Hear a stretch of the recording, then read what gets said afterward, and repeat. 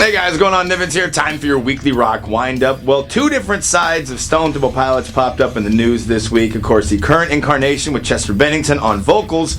They were up in New York City doing a gig, and I guess somebody not happy that Chester is the new frontman for STP, as he was berating Dean DeLeo.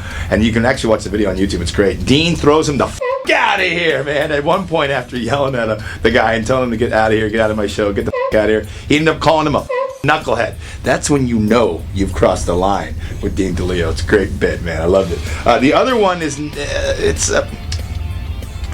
Scott Weiland, been known to have some issues from time to time.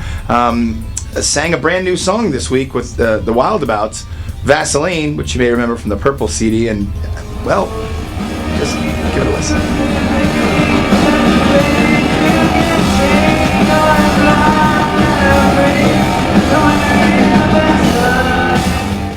Well, let's clean all ourselves off from that little bit of a train wreck, shall we? Alice in Chains in the news this week. It seems that a couple of fans have started up a petition to get AIC in the Rock and Roll Hall of Fame.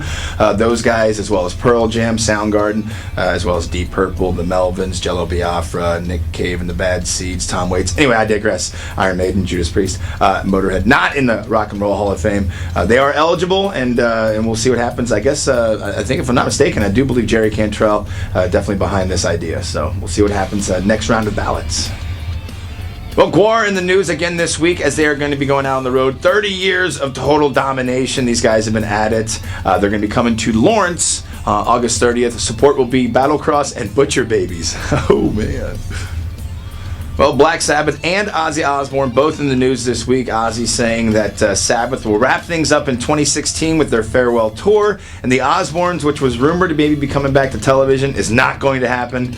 I'm pretty happy about that because, you know, the Prince of Darkness kind of lost that edge, you know.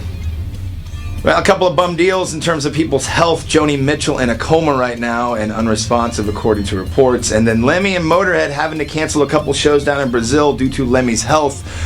Ah, man, it's always a bum deal hearing that with Lemmy. And I know a lot of us had hoped maybe we'd see some sort of resurgence of Motorhead this year. Again, though, it just looks like Lemmy's going to be battling this health thing, and hopefully it still sticks around.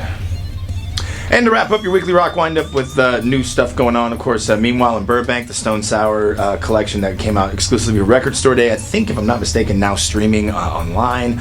You also find Mr. Corey Taylor teamed up with a new song by Tech Nine. Of course, Tech going to be at Rockfest, looking forward to that. And then Duff McKagan, May 12th will be his book that comes out, How to Be a Man.